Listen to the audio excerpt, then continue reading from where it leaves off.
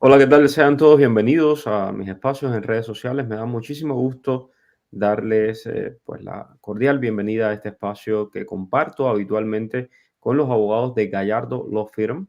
Tenemos varias cosas para comentar y también quiero hablar con ustedes porque eh, me llegó esta historia que creo que está extremadamente fuerte y por eso me gustaría empezar con esta historia. Luego vamos a ver otro caso completamente diferente, pero creo que muchas personas pueden caer en este tipo de situaciones terriblemente dolorosas y justamente por eso es que quiero empezar con este caso. El caso de un cubano que lo trajeron a través de la frontera de los Estados Unidos y hoy está siendo usado como un objeto de placer, está pasando por una situación extremadamente difícil. Antes, déjenme darle la bienvenida al abogado Ismael Labrador. ¿Cómo está, abogado?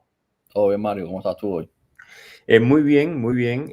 Dentro de los miles de mensajes que recibo todos los días, me encontré un mensaje que realmente me ha impresionado. Dice, hola Mario, sé que debes de tener miles de mensajes, pero le escribo con la esperanza de que lea este.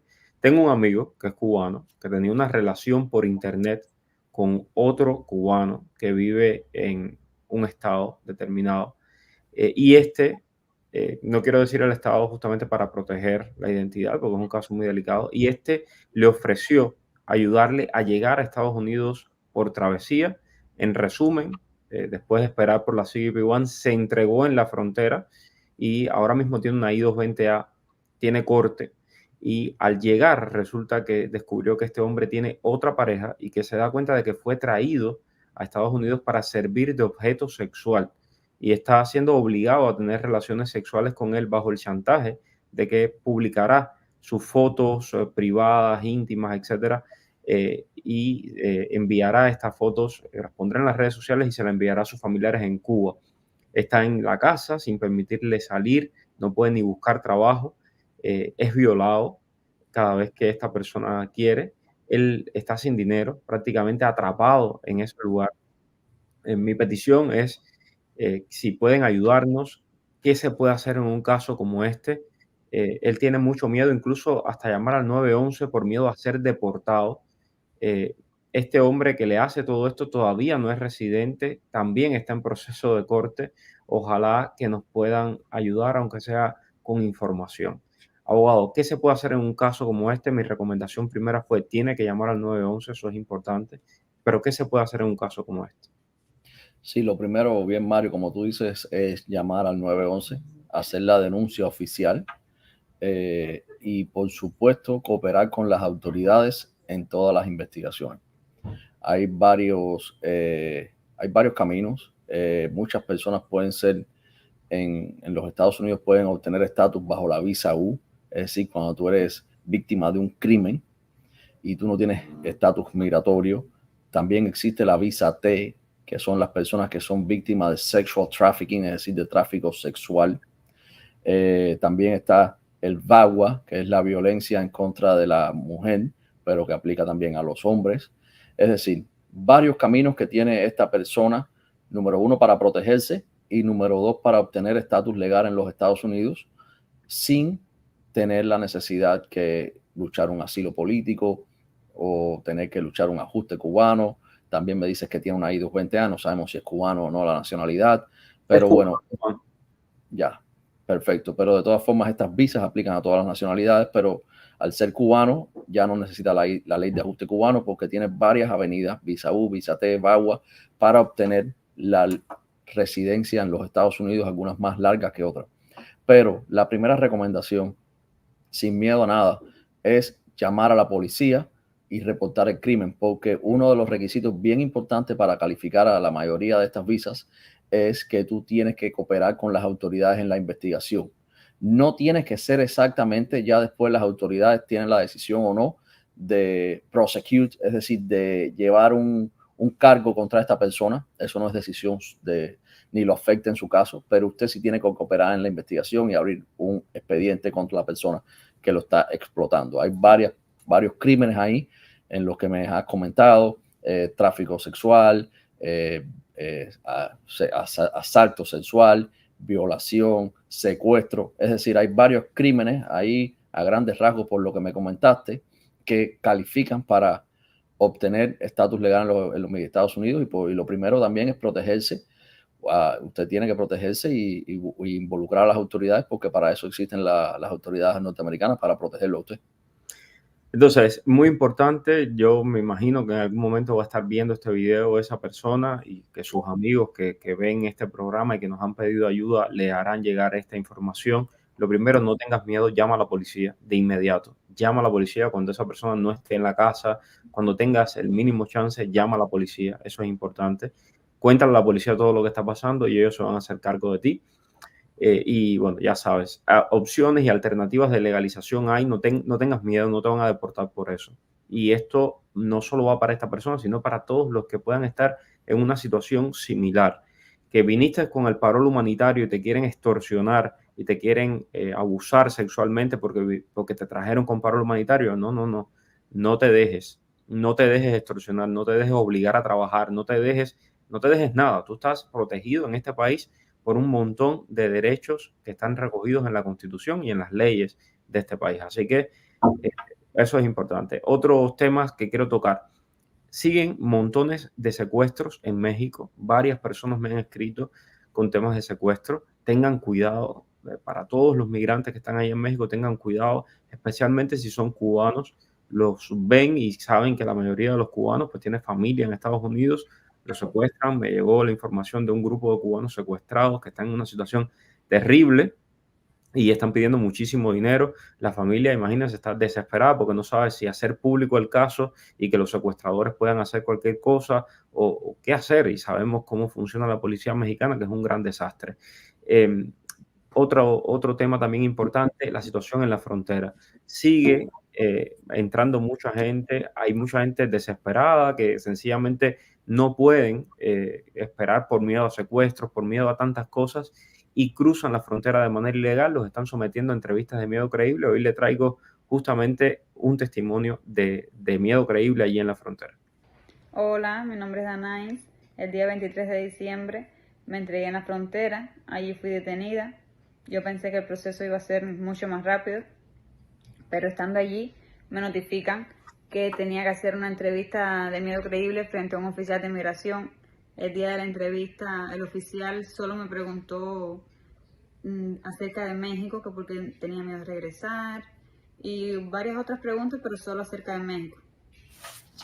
Después me notifican que la entrevista me fue negada y mi familia entonces contacta a los abogados de Gallardo para que me representen en la audiencia de apelación frente a un juez de migración. Mi abogada fue Dianelis, una excelente profesional. Estoy muy agradecida con ella. El día 6 de enero tuvimos la audiencia frente al juez. Todo salió muy bien y gracias a ella estoy aquí con mi familia, estoy muy contenta y recomiendo muchísimo la firma de Gallardo porque son excelentes profesionales y gracias a ellos ya estoy aquí con mi familia. Abogado, este caso que lo llevó Gallardo Law Firm, se repite muchísimo. Solamente le están preguntando a la gente por México y deja fuera, bueno, toda la historial de persecución que pudo haber en Cuba. Exactamente, se repite la historia una y otra vez. Las personas están entrando por la frontera, les están haciendo una entrevista de miedo creíble donde solo hablan de México. Algunas personas les hacen dos entrevistas de miedo creíble, una de Cuba y otra de México, pero solo toman los hechos de México, los hechos narrados en la entrevista de México para dar la respuesta de miedo creíble. Esto lleva a que, por supuesto, la gran mayoría o todas las personas sean denegadas porque es muy difícil calificar para persecución en México, inclusive siendo mexicano, pero ninguna de estas personas, en la gran mayoría, son mexicanos, son cubanos sin residencia permanente o temporal en México. Entonces, nada, esto sencillamente la decisión es siempre negativa con el oficial de asilo. Ahí es muy recomendado ir frente a un juez porque aunque el juez va a revisar el récord, el juez tiene generalmente, le podemos decir que vamos a un docket, vamos a una audiencia y hay 15 o 20 personas. Esto es una audiencia donde te revisan, todos están sentados en una sala en Yuma o en San Antonio o en cualquier otro lugar o que son los más frecuentes, y ahí están sentados todos en una sala, le dicen los advisors, después los sacan, los ponen uno a uno, es con un intérprete por teléfono, una situación bastante complicada. Ahora, cuando entra un abogado ya desde el día antes se somete un memorándum, porque por lo general es bien rápido, nos contratan o nos vienen a la oficina y nos traen aquí a las 5 o 6 de la tarde para una entrevista al otro día. Entonces hay que hablar con la persona, prepararla, hacer un memorándum de ley. Hay que trabajar bien rápido y bien efectivo, porque hay que dejarle saber al juez cuáles fueron los errores de procedimiento por los cuales la persona sí califica. Y entonces también hay que dejarle saber al juez que el juez tiene la potestad en ese momento de conducir una entrevista de miedo creíble. Y muchas veces algunos jueces lo hacen más corto, otros lo hacen más rápido. Nosotros hemos tenido entrevistas de apelaciones de 2 horas de un juez haciendo preguntas y preguntando qué fue la persecución en Cuba, porque es importante saber que sí hay que hacer la entrevista de miedo creíble y sí hay que pasarla y sí hay que saber qué decir, porque aunque te hayan hecho la entrevista de México, cuando tú llegas a la apelación, tú primero descartas esa entrevista totalmente, todo lo que dijo el oficial de asilo, porque no tiene validez ninguna, pero ahí el juez te va a hacer la entrevista y el juez te va a explicar y el juez te va a preguntar con lujo de detalles en la gran mayoría de ocasiones por qué tú estás en Estados Unidos. Y si tú dices que yo estoy aquí en Estados Unidos porque tengo miedo de regresar a Cuba, entonces ahí comienza toda la secuencia de preguntas para que el juez determine que tú de hecho tienes miedo de regresar a Cuba. Y ahí es cuando el juez vacate, que es como desestima la decisión del oficial de asilo, que fue lo que le pasó a esta señorita. Muy contento con nosotros, con ella, y está aquí en los Estados Unidos. Pero sí, es un proceso bastante rápido, pero también siempre le dejamos saber a las personas que tienen la posibilidad de apelar, porque muchas veces tú pierdes el miedo creíble inicial, no apelas, entonces ya automáticamente vas deportado a Cuba. Entonces apelen, siempre apelen la decisión, y más ahora en estos tiempos que las entrevistas están siendo en la gran mayoría de México, y eso nos da la posibilidad de nosotros apelar frente a un juez, que es mucho más fácil la interacción con un juez que con un oficial de asilo de Texas, vamos a decir. Ok, gracias, abogado. Yanis, felicidades, gracias por hacerte miembro del equipo aquí en TikTok. Vengo con Ámbar, gracias por estar ahí de primera en YouTube. Y Arlet Guillén, muchas gracias por ese super sticker. Tengo a María Eugenia. Buenas tardes, María Abogado. Saludos y bendiciones. Millones de gracias por mantenernos informados día a día. Arlet dice, me aceptaron el parol, pero se venció el pasaporte y la hora de llenar los datos biográficos en USCIS para enviarlo a CBP. No sé si dejar los datos como están o solicitar el cambio. Es decir, en mi experiencia, que pasé por esto con mi familia, lo que te va a decir USCIS es que les envíes una carta antes de hacer el CBP, les envías una carta a ellos diciéndole que cambiaste el pasaporte. Es una carta que tiene que estar firmada y con una fotocopia del pasaporte nuevo.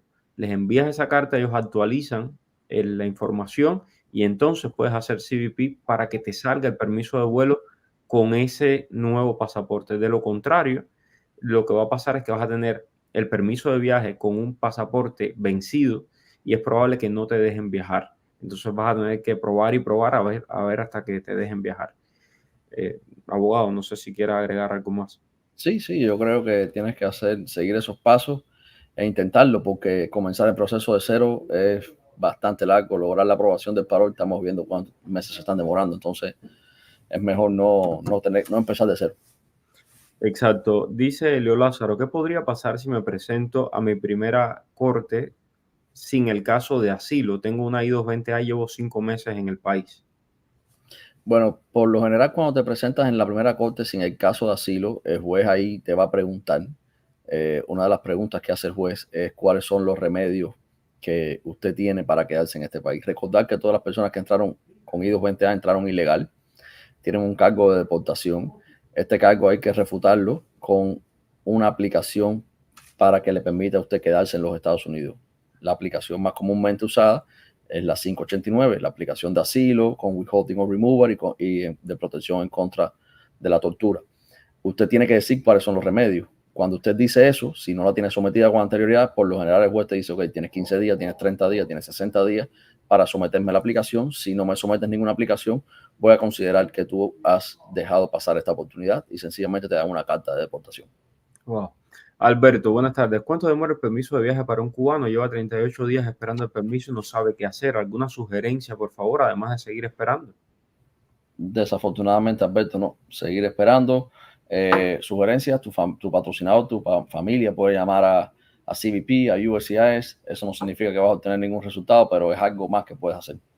Y ayer en el live de ayer hablamos de un formulario que puede enviar tu familia, pero después que pases determinada cantidad de días. Así que yo te invito a que revises el live de ayer donde está toda la explicación.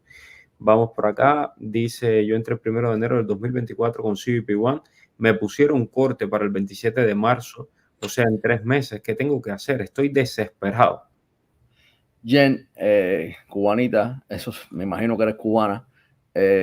Si entraste por CBP One, tienes que hacer una moción para cerrar la corte. Esto lo hemos dicho más de 100 veces. Tienes que hacer una moción para cerrar la corte. Tú tienes CBP One, es decir, tú eres un arriving alien, primera casilla marcada. Si no tienes un parol, fuiste admitida, inspeccionada, tú calificas para la ley de ajuste cubano. Lo único que te falta es el tiempo de estadía. Tú tienes la opción de cerrar la corte desde ahora. No tienes que esperar al año, no tienes que esperar al día de corte. Ahora, si no lo haces ahora, tú tienes que ir ese día 27 de marzo a la corte, porque si no vas, te van a dar una carta de deportación por ausencia, por no presentación. Entonces, haz lo que yo te recomiendo, que yo creo que es hacer la cierre de corte desde hoy. Si no lo quieres hacer, tienes que presentarte en la corte y te recomiendo que lo hagas con un abogado para que el abogado pueda hacer la moción oral. Excelente, Mario. Tengo a mis niñas en México, pero ellas tienen el parol puesto y vienen con su papá, pero él no tiene parol. En caso de que les llegue, ¿qué pueden hacer? Ok, no entiendo. ¿Cómo viene el papá? ¿El papá tiene visa para entrar a los Estados Unidos? ¿Cómo funciona eso? Nos faltan muchos elementos aquí. Exacto. De igual manera, si el papá no tiene nada para entrar y las niñas le llega el parol y el papá no tiene nada para entrar, es la misma situación que estén en México, que estén en Cuba. Con un menor no puede entrar por la frontera. Buenas tardes. Existimos muchas personas esperando autorizo de viaje de parol por reunificación familiar con más de 3 semanas ya. ¿Hay alguna explicación de por qué tanta demora? Hay millones de personas pidiendo autorización de viaje. Esa es la única explicación. Los números los tendrá CBP exacto, pero hay muchísimas personas pidiendo autorización de viaje. Así que desafortunadamente es un proceso lento. Tengo a Queen que me dice, buenas tardes, Mario Abogado, fui 220A sin fecha de corte, ya tengo residencia y cerré mi asilo, ¿podré ir a Cuba? Yo no te lo recomiendo, aunque haya cerrado asilo, aunque el asilo, cerrarlo es una opción para más seguridad. Yo no te lo recomiendo hasta que no seas ciudadano. Ok. Tengo por acá a Juan Carlos que se ha suscrito por primera vez. Muchísimas gracias, Juan Carlos. Dice, hola, ya voy para 3 años sin fecha de corte. Apliqué hace 2 meses y me mandaron a decir que se toma huellas. Bueno, no entiendo muy bien, Juan Carlos. Trata de reformular ahí la pregunta y hacerlo lo más sencillo posible para poder hacer al abogado. Mario, ya se me perdió mi pasaporte, nos dice Anderson, y nos llegó la cita a mí y a mi hermano. ¿Podemos volar en avión desde Ciudad de México sin pasaporte? ¿Qué necesito para poder volar? Bueno, para entrar a Estados Unidos necesitas un pasaporte por aire. Por la frontera no, pero para entrar por Estados Unidos sí necesitas un pasaporte. Uh-huh. Sí, yo creo que le está preguntando de Ciudad de México hacia la frontera. Me imagino que lo que está preguntando. Tienes que buscar, yo te aconsejo que vayas a una agencia de viaje y veas cuáles son los requisitos. En Estados Unidos tú puedes volar con un ID, pero necesitas aunque sea tener una identificación o un pasaporte, algo válido. Dice, bueno, Juan Carlos dice que le mandaron a tomar las huellas después de 2 años. Bueno, Juan Carlos, ahí si te mandan a tomar las huellas, pues a hacerse las huellas. Las huellas por lo general duran 15 meses. Para tú tener cualquier aplicación y obtener cualquier remedio en los Estados Unidos, ya sea ajuste o asilo, tú tienes que probar que tú no eres un criminal y que tú calificas. Las huellas por lo general duran 15 meses. Si te la tomaste alguna vez y te la mandaron ahora después de 2 años a hacer, es que tal vez se te venció. Puede ser una señal que están mirando tu caso ahora y necesitan las huellas para adjudicarlo. Excelente. Tengo a Yusimic Ramírez, dice que ella se desesperó, que pasó 4 meses en México muy duro y que finalmente entró a Estados Unidos de manera ilegal y que ahora tiene que luchar con su I-220A. Abogado, en estos casos, como en todos los de I-220A, la solución es asilo, ¿verdad? Exacto, Yosemite, la solución es asilo, como todos los casos de I-220A, más ahora después de la decisión de Cabrera Fernández de septiembre 11 de 2023, que dijo que la I-220A no es un parol, al menos para los propósitos de la ley de ajuste cubano. Entonces, tu asilo, luchar tu asilo, preparar tu asilo y obtener la residencia con asilo es tu mejor opción. José Mario, gracias por suscribirte también a mi canal. Tengo por aquí a Juan Luis Valdés. Dice, hola Mario, mi papá me había puesto la reclamación. Cuando me puso el parol, el número de recibo que le dieron es el mismo que el de la reclamación. ¿Hay algún problema con esto o es normal? Bueno, no creo que sea normal, Juan Luis. Verifica bien los documentos, pero no creo que sea normal. Mario, mi mujer perdió la primera cita con ICE. ¿Qué puede hacer? Sacar una nueva cita, enviar un correo electrónico o llamar al número de teléfono y sacar una nueva cita para reportarse y tener una buena explicación por la cual la perdió. Una persona deportada en el 2019 que ya cumplió los 5 años de castigo, ¿tendrá problema al aplicar al CBP-1? No debe tener problemas, pero sí puede estar bien segura de que te van a hacer miedo creíble, te van a hacer una entrevista de miedo creíble para entrar a los Estados Unidos. Ok, tengo por aquí, hola Mario, te contacté, mira, hola Mario, dice Yariel, te contacté por un permiso de viaje que después de 38 días no llegaba, hoy me llegó. Bueno, excelente Yariel, felicidades. Felicidades. Mi pregunta es, yo entré con orden de supervisión, tuve corte, el juez me mandó a aplicar al asilo y lo cerré. Bueno, pero no veo la pregunta, Héctor. Necesitas ahí poner la pregunta completa. A mi hermana le pusieron el parol, ya lleva 9 meses, no le han dado nada y lo mismo por aquí veo otra persona que me estaba preguntando de esto del parol. 11 meses que patrocina a mi hija, no me ha llegado nada. Ahí no hay otra cosa, caballero, que esperar. No hay otra solución, solo queda esperar. No crean en que van a adelantarles el parol si le pagan a supuestos abogados que ni siquiera son abogados, son unos estafadores. No crean ningún cuento chino de eso que les meten de cosas que tienes que hacer para que te adelanten el parol. No existe, no hay nada que se pueda hacer, solamente esperar. Imagínense que echaron su nombre en una lotería, algo así está funcionando. Te puede tocar, no te puede tocar. Lo bueno de esto es que esa lotería no tiene fecha de vencimiento hasta el momento. Entonces, siempre te puede tocar. Ok, aquí está Héctor Rafael. Dice que él... A ver si entiendo la pregunta. Entré con orden de supervisión, tuve corte, cerré el asilo. ¿Podré aplicar a la ley de ajuste cubano? Con una orden de supervisión no puedes aplicar la ley de ajuste cubano, necesitas algo más. Necesitas una I-220A al menos. O ser arriving alien, es decir, primera casilla marcada, o un parol. No sé por qué tienes esta orden de supervisión. Porque generalmente esta orden de supervisión la dan o a los balseros que los procesan mal o a las personas que procesan mal en la frontera, que son muy pocos ya, por lo general son personas que entraron hace mucho tiempo, personas que perdieron miedo creíble y los liberaron o personas que perdieron asilo y los liberaron. Entonces, lo primero es por qué tienes esta orden de supervisión. Mi consejo, Héctor, es que llames a los abogados. El número está ahí, 305-261-7000, 305-261-7000. Llámalos, conversa con ellos, siéntate con ellos y que ellos analicen tu caso y ahí te van a poder dar una buena orientación. A mí ya me llegó la residencia, dice José Mario Pita, y cerré el asilo. ¿Puedo ir a Cuba? Repito lo que hemos dicho hasta el cansancio. Tú siempre puedes ir a Cuba. Estados Unidos no te impide ir a Cuba.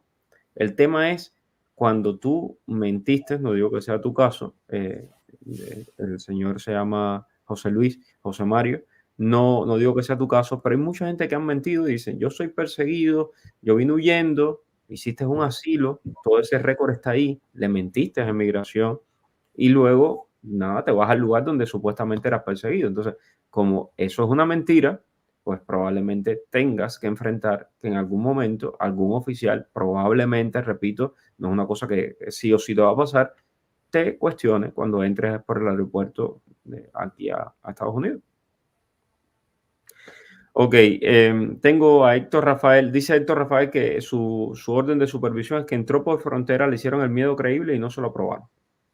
Ya. Tú ahí no puedes sencillamente hacer nada con la ley de ajuste cubano. Desafortunadamente tú no tienes una I-220A, tú no fuiste admitido ni parolado, tú técnicamente deberías haber sido deportado. Ahora, hay cosas que se pudiesen hacer, hay que mirar tu caso específicamente. Como te dijo Mario, llama a la oficina 305-261-7000 y podemos hablar acerca de tu caso aquí en persona. Mayrelis Pupo, mi pasaporte se me venció y no puede mi patrocinador entrar a la cuenta de USCIS porque perdió la contraseña y el correo. ¿Qué debemos hacer para poder mandar el nuevo en caso de que me llegue el parol? Imagínate, es que si no puedes entrar a tu cuenta de USCIS, ya lo tienes todo perdido, porque ahí es donde te llega el código con el que tienes que hacer el CBP-1 y todo. Sí. ¿Qué tienes que hacer? Pues tratar de recuperar tu cuenta de USCIS. Ok, soy cubano, mi esposa y yo con el parol aprobado. Cuando nos llegó, nuestra bebé de 2 meses no está puesta por falta de pasaporte, ya tiene su I-134. ¿Qué podemos hacer para que nos agilicen el caso de nuestra bebé y podamos viajar todos juntos? Osmeli, te recomiendo el Life Day, donde hay una herramienta que puedes utilizar. Revisa el Life Day, ahí está esa herramienta. Bueno, esto ya lo leí, sigo por acá. ¿Alguna novedad sobre la posibilidad de aplicar a la cita de CBP-1 desde Tapachula? Hasta el momento no, Alberto. Es una petición del presidente Biden a Andrés Manuel López Obrador, pero eso hasta el momento no se ha concretado. Ojalá se concrete. Lamentablemente, esta administración lanzó y anunció ese programa antes de que México les diera el ok. No entiendo por qué hicieron eso. En algún momento me imagino que explicarán, pero esa es la realidad. Mario, estoy esperando parol humanitario, vivo en Brasil hace 7 años, tengo un protocolo de refugio provisorio, pero no tengo residencia brasileña, no debo tener problemas para salir de Brasil y entrar a Estados Unidos. No debes tener ningún problema. Para nada. Desde el 24 de enero esperando el parol, estoy en México, llevo 2 meses y medio. La semana pasada entraron los 3 hermanos por el puerto de Hidalgo y le dieron I-94 por 2 años. Sí, hay que seguir esperando, no queda de otro. Exacto, no te queda otra que seguir esperando. Y hay algo importante, si te llega el parol estando en México, se los he dicho muchas veces, en Houston, ¿qué está pasando en Houston? En Houston están aplicando la ley a rajatabla, como es. Entonces, lo que dice la ley, lo que salió con el parol humanitario, es que si usted entraba ilegal a México, quedaba automáticamente descalificado para parol humanitario. Y hay una cantidad de gente detenida en Houston que es impresionante. La cantidad de gente que le ha llegado el parol humanitario estando en México, llegan a Houston con su permiso de viaje y el oficial les dice, no te doy el parol, vas detenido y vas deportado. Entonces, primero, si estás en una situación como esa, o tu familiar está en una situación como esa, llama de inmediato a un abogado de inmigración, de inmediato, no pierdas tiempo. Segundo, si te llega el parol humanitario y estás en México o en cualquier otro país, no viajes por Houston, trata de viajar por Miami, por otro aeropuerto, porque ya sabes que en Houston está pasando mucho. Tengo por acá otra pregunta. A ver, vamos a ver. Sigo por acá. Soy de Cienfuegos. ¿Puedo entrar por el parol humanitario o por CBP si saco mi visa permanente en México sin problemas por cualquiera de estas vías? Sí. Por parol humanitario no. Pero por CBP-1 sí. No sé si se refiere a residencia permanente o no sé qué cosa. Sí, me imagino que sea una visa permanente, me imagino que se quiera referir a una residencia permanente. Gracias. Pero bueno. Por suerte vamos por Tampa, me dice Yumieri. Qué bueno, Yumieri. Mario y abogado, mi hijo tiene el parol puesto solo, él es menor de edad. ¿Podré ir a buscarlo poniéndolo en un grupo familiar? Sí, claro. Si lo pones en un grupo familiar o tienes el autorizo de viaje, sí puedes ir a buscarlo. Otra persona me pregunta si alguien me puso el parol, ¿me lo puede quitar? Sí, te lo puede quitar. Hemos tenido muchísimos casos de gente que le han quitado el parol a otro. ¿Sabes si algún caso de marzo está saliendo? Sí, están saliendo de marzo, están saliendo. Mi cuñada era de marzo, por ejemplo. Está saliendo de marzo, mi hermano era de enero. O sea, están saliendo de todos los meses. Eso, no, yo creo que ni siquiera es por mes que lo están haciendo, sino por patrocinadores. Bueno, gracias, abogado. Mañana nos encontramos aquí a las 5 y seguimos hablando de inmigración. Nos vemos mañana, Mario. Gracias. Chao.